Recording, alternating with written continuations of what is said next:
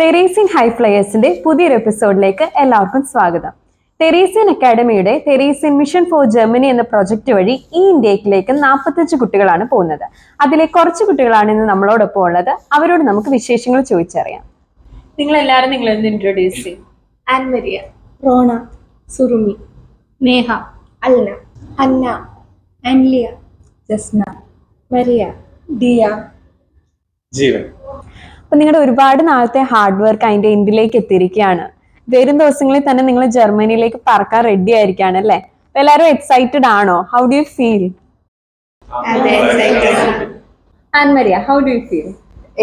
ഞാൻ ഭയങ്കര എക്സൈറ്റഡ് ആണ്. ഒരുപാട് സന്തോഷമുണ്ട്. ഞങ്ങളെക്കാൾ ഞങ്ങളുടെ പാരന്റ്സ് ആണ് ഒത്തിരി സന്തോഷത്തിലൊക്കെയാണ്. എങ്ങനെയായിരിക്കും ജർമ്മനി എന്നൊക്കെ ഉള്ള ഒരു എക്സൈറ്റ്മെന്റ് കാര്യങ്ങളൊക്കെ ഉണ്ട് അവർക്ക്.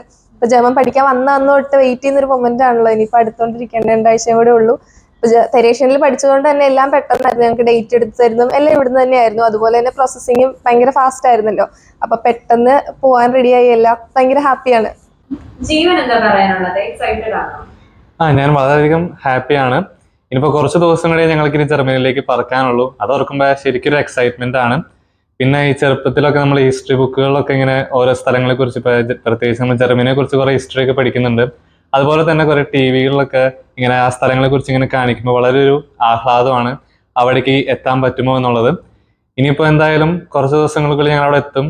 ഇപ്പൊ ഞങ്ങളെ കണ്ട ആ സ്വപ്നം ഇനി യാഥാർത്ഥ്യമാകാൻ പോകുന്നു ആലോചിക്കുമ്പോൾ വളരെയധികം എക്സൈറ്റ്മെന്റ് ഉണ്ട്. അപ്പൊ എല്ലാരും ജർമ്മനിയിലേക്ക് പോകാൻ റെഡി ആയിട്ടിരിക്കുകയാണെന്നാണ് പറയുന്നത്. അപ്പൊ നിങ്ങളുടെ തയ്യാറെടുപ്പൊക്കെ എവിടെ വരെയായി?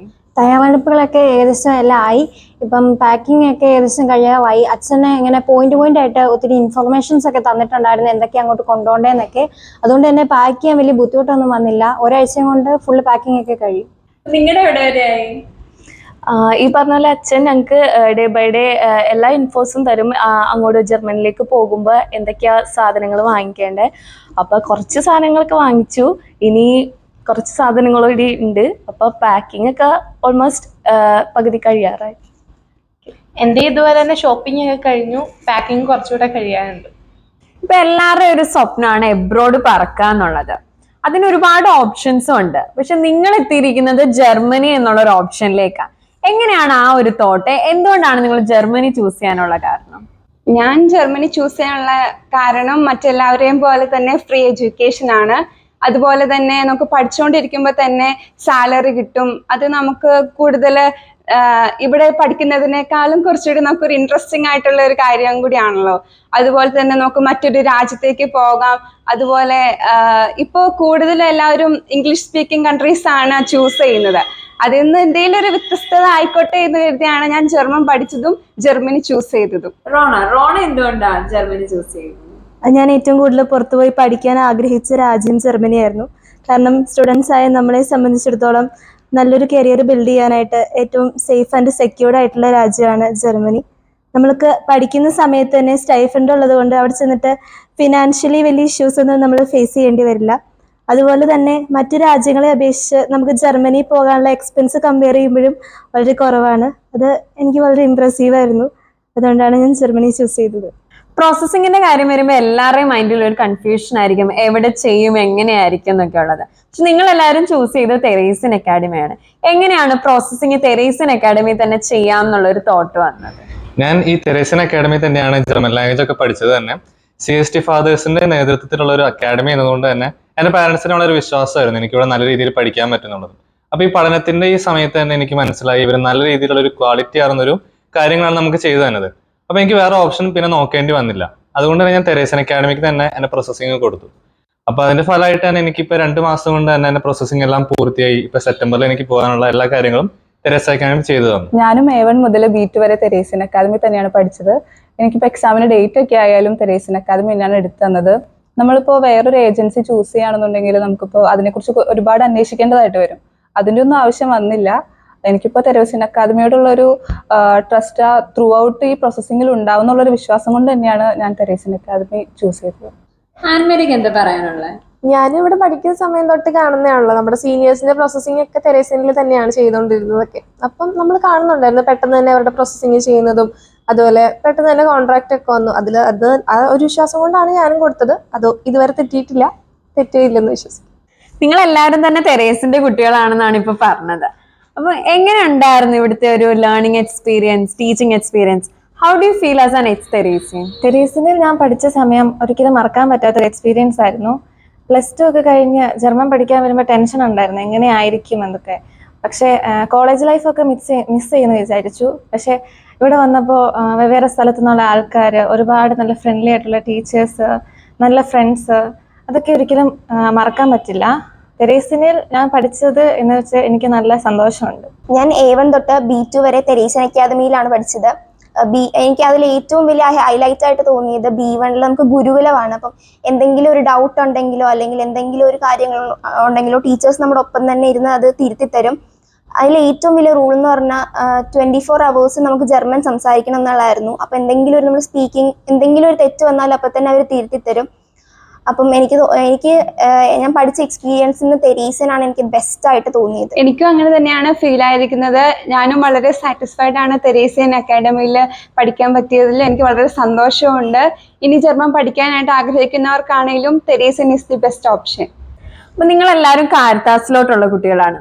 നമുക്ക് എല്ലാവർക്കും അറിയാം ജർമ്മനിയിലെ തന്നെ one of the best organisation ആണ് കാരിത്താസ് എന്ന് പറയുന്നത്. നിങ്ങൾക്ക് കാരിത്താസുമായിട്ടുള്ള ഒരു ജേർണി എങ്ങനെ ഉണ്ടായിരുന്നു? നിങ്ങൾക്ക് 2 ഇന്റർവ്യൂയോളം കഴിഞ്ഞിട്ടുണ്ടല്ലേ? അപ്പം ആ ഒരു എക്സ്പീരിയൻസ്, ഇന്റർവ്യൂ പ്രിപ്പറേഷൻ ഒക്കെ എങ്ങനെ ഉണ്ടായിരുന്നു? ആ ഒരു എക്സ്പീരിയൻസ് ഒന്ന് ഷെയർ ചെയ്യുമോ? കാരിത്താസുമായിട്ടുള്ള എൻ്റെ ജേണിയെ പറ്റി പറയുകയാണെങ്കിൽ ഫസ്റ്റ് തന്നെ അഗസ്റ്റിൻ അച്ഛൻ ഞങ്ങൾക്ക് കാരിത്താസിനെ പറ്റിയൊരു ഇൻട്രൊഡക്ഷൻ തന്നായിരുന്നു. അതിൽ തന്നെ ഞാൻ ശരിക്കും എക്സൈറ്റഡ് ആയി. പിന്നെ ഇൻ്റർവ്യൂക്ക് തൊട്ട് മുന്നേ ഞങ്ങൾക്ക് 15 ദിവസത്തെ ഒരു ഇൻറ്റൻസീവ് ക്ലാസ് ഉണ്ടായിരുന്നു ഞങ്ങൾക്ക് എല്ലാവർക്കും. അതിൽ ഞങ്ങൾക്ക് ജർമ്മൻസായിട്ട് ഇൻറ്ററാക്ട് ചെയ്യാൻ പറ്റി. അതിലൂടെ ഞങ്ങൾ എല്ലാവരുടെയും ജർമ്മൻ ഇമ്പ്രൂവ് ആയി, ലാംഗ്വേജ് ഇമ്പ്രൂവ് ആയി, പ്രൊനൗൺസിയേഷനൊക്കെ ഒരുവിധം ഓക്കെ ആയി. അപ്പോൾ ഇനി എനിക്ക് ജർമ്മനി ചെന്ന് കാരിത്താസുമായിട്ട് അവരെല്ലാവരുമായിട്ട് വർക്ക് ചെയ്യാനും പഠിക്കാനും ഒക്കെ ആയിട്ട് ഞാൻ ശരിക്കും വളരെ എക്സൈറ്റഡ് ആണ്. അപ്പൊ നമ്മൾ കാരിത്താസിനെ പറ്റി കേട്ടു. ബാക്കി ഓർഗനൈസേഷനെ വെച്ച് കമ്പയർ ചെയ്യുമ്പം കാരിത്താസുകാർ എന്തൊക്കെ ഫെസിലിറ്റീസ് ആണ് നിങ്ങൾക്ക് തന്നത്? മറ്റു ഓർഗനൈസേഷനായിട്ട് കമ്പയർ ചെയ്യുമ്പോൾ കാരിത്താസ് നമുക്ക് ഒരുപാട് ഫെസിലിറ്റീസ് പ്രൊവൈഡ് ചെയ്തിട്ടുണ്ട്. പ്രത്യേകിച്ച് പറയുവാണെങ്കിൽ നമ്മുടെ ഫ്ലൈറ്റ് ടിക്കറ്റിൻ്റെ ചാർജ്, നമ്മുടെ വിസ ഡോക്യുമെൻറ്റേഷൻ്റെ ചാർജൊക്കെ അവരാണ് കവർ ചെയ്തത്. അതേപോലെ നമ്മുടെ ഐപാഡ്, അതേപോലെ നമുക്ക് അവിടെ അത്യാവശ്യം വേണ്ട എസെൻഷ്യൽസ് ഒക്കെ നമുക്ക് കാരിത്താസ് പ്രൊവൈഡ് ചെയ്തിട്ടുണ്ട്. നമുക്കറിയാം ഈ ഒരു ജേർണിയിൽ നിങ്ങളെ ഏറ്റവും കൂടുതൽ സപ്പോർട്ട് ചെയ്തതും നിങ്ങൾക്ക് വലിയൊരു ഗൈഡൻസ് തന്നതും നമ്മുടെ ഫാദർ അഗസ്റ്റിനാണ്. അപ്പം അഗസ്റ്റിൻ അച്ഛനായിട്ടുള്ള ഒരു ജേർണി എങ്ങനെ ഉണ്ടായിരുന്നു? എന്താണ് അച്ഛനെ പറ്റി എന്താണ് പറയാനുള്ളത്? ഞങ്ങൾക്ക് ഈ കാരിത്താസിന്റെ സെലക്ഷന് വേണ്ടി അച്ഛനൊരു കോൾ ചെയ്തായിരുന്നു. അങ്ങനെയാണ് ഞങ്ങൾ അച്ഛനെ ആദ്യമായിട്ട് പരിചയപ്പെടുന്നത്. അതിനുശേഷം ഞങ്ങൾക്ക് ഈ കാരിത്താസുകാരുടെ തന്നെ ഒരു ഫോളോ അപ്പ് ആയിട്ട് ഞങ്ങൾക്കൊരു 15 ദിവസത്തെ ഒരു ഇന്റൻസീവ് ക്ലാസ് ഉണ്ടായിരുന്നു. അങ്ങനെ ഞങ്ങൾ കൂടുതലായിട്ട് അച്ഛനെ മനസ്സിലാക്കി, അച്ഛനായിട്ട് കുറച്ചും കൂടി നല്ല കോണ്ടാക്ട് ക്രിയേറ്റ് ചെയ്തു. അതിലൂടെ ഞങ്ങൾക്ക് ആ ക്ലാസ്സിലൂടെ തന്നെ അച്ഛൻ ഞങ്ങൾക്ക് ഒരുപാട് കാര്യങ്ങൾ പറഞ്ഞു തന്നു. ജർമ്മനിയെ കുറിച്ചായാലും അതുപോലെ തന്നെ നമ്മൾ ജർമ്മനി ചെന്ന് കഴിഞ്ഞാൽ എന്ത് ചെയ്യണം എന്നുള്ളതിനായാലും ഞങ്ങൾക്ക് പറഞ്ഞു തന്നായിരുന്നു. അത് ഞങ്ങൾ ഏറ്റവും മേളിലായിട്ട് ഞങ്ങൾക്ക് ചെയ്തതെന്ന് വെച്ച് കഴിഞ്ഞാൽ ഞങ്ങളുടെ പ്രൊണൗൺസിയേഷൻ അച്ഛൻ ശരിയാക്കി തന്നായിരുന്നു. അതിനുവേണ്ടി ഒരുപാട് കഷ്ടപ്പെട്ടു. ഈ 15 ദിവസം മെയിനായിട്ട് ഞങ്ങൾക്ക് അതായിരുന്നു. അതുപോലെ തന്നെ ഇന്റർവ്യൂയുടെ ക്ലാസ് ആയാലും അച്ഛൻ ഒരു കുറവ് കൂടാതെയാണ് ഞങ്ങൾക്ക് ചെയ്തു തന്നത്. എല്ലാ ദിവസവും ഞങ്ങൾ വിളിച്ച് ചോദിക്കായിരുന്നു, നിങ്ങൾക്കിനി നിങ്ങളിത് ഇമ്പ്രൂവ് ചെയ്യാൻ വേണ്ടി എന്തൊക്കെയാണ് ചെയ്യേണ്ടത്. അത്രമാത്രം ഞങ്ങളുടെ എളിമയാണ് അച്ഛൻ പെരുമാറിയിരുന്നത്. വലിയൊരു സ്ഥാനത്തുള്ള ഒരാളായിരുന്നാലും ഏകദേശം ഞങ്ങളൊരു ഫ്രണ്ടിനെ പോലെ ആയിരുന്നു അച്ഛൻ പെരുമാറിക്കൊണ്ടിരുന്നത്. ഓക്കെ, അപ്പൊ ജീവൻ പറഞ്ഞാൽ നമ്മൾ കേട്ടു. ഇനി നേഹിക്ക് എന്താണ് അച്ഛനെ പറ്റി പറയാനുള്ളത്? ഈ പറഞ്ഞ പോലെ തന്നെ അച്ഛൻ ഞങ്ങൾക്ക് ഭയങ്കര സപ്പോർട്ടീവ് ആയിരുന്നു. അതുപോലെ തന്നെ ഇന്റർവ്യൂവിന് ഞങ്ങൾക്ക് നല്ലോണം പ്രസന്റ് ചെയ്യാൻ സാധിച്ചത് അച്ഛൻ്റെ ഒരു ഹാർഡ് വർക്ക് കൊണ്ട് തന്നെയാണ്.